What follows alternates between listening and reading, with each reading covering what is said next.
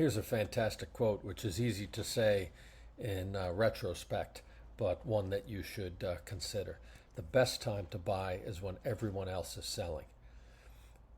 When was a very good time to buy stocks in the past 5 years? Well, certainly March of 2020 was a great time to load up on things. The reason I'm thinking about this is obviously because of what happened last week, right? High volatility in early August 2024 is reminiscent, and the recovery afterwards is reminiscent of what happened in 2020. Let's look back at what happened in the subsequent months from March of 2020. I went to ChatGPT 4.0 and asked it the following question. Give me a list of 10 stocks that satisfy the three criteria. One, the most significant recovery from the 2020 lows. Now, if we just stopped there, you would have gotten some very strong recoveries in the cruise lines, in the airlines, in things that were related to consumers traveling. Because clearly, if you think about it, the world was locking down. The lockdowns were longer than one of it expected. And the first things to be dumped were airlines and travel related companies, leisure companies. So those companies showed up on that list. Now, the second criterion would be they ended 2020 with positive returns. Those companies did not actually end with positive returns. They still were trading lower at the end of 2020 from where they had begun the year. So I wanted to narrow it down to companies that if you had fallen asleep during the panic selling of March 2020, you still would have come out ahead. But then we further refined it to say these are companies that have, in the stock market, posted positive returns since the end of 2020.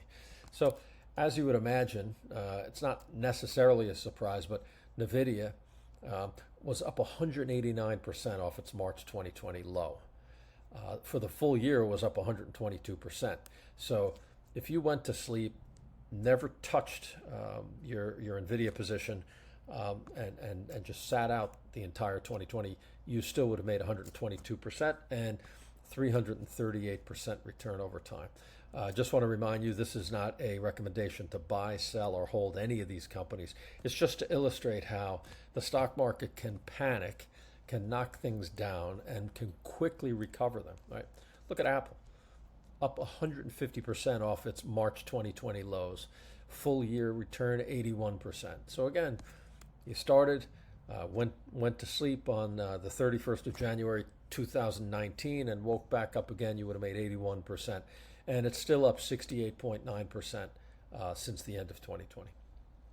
AMD, similarly, 150% return off the low. Its full year return for 2020, 88%. Go to sleep. In fact, let's just look. If you own two semiconductor companies and Apple, you would have done just fine. Falling asleep, not trading, not doing anything or reacting to COVID. The others include things like Tesla, which it's even after its heavy declines, it's still up 30% since the end of 2020. Look at this. Off the March 2020 low, it was up 905%. Notice things like the Trade Desk, still up 43%.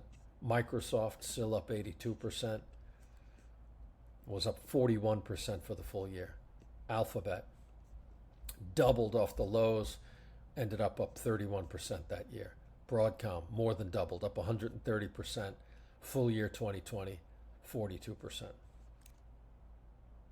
ASML and ServiceNow. Note, these stocks not only had, as it says here, pronounced recoveries from the March 2020 lows, finished that year with positive returns, they've also continued to perform well. So this shows that if you come in with a strong portfolio, even with one of the most deadly pandemics in the world and the reaction to it, you could have had a basket of companies that would have performed decently that year, very well off the lows. And again, in retrospect, you probably wanted to, in March, buy a bunch of airlines and hotels and casinos, cruise lines. Those would have been the ones really to recover. But here we're looking at things that were just effectively large cap tech, which hung in there during that period of time. So, love for you to subscribe.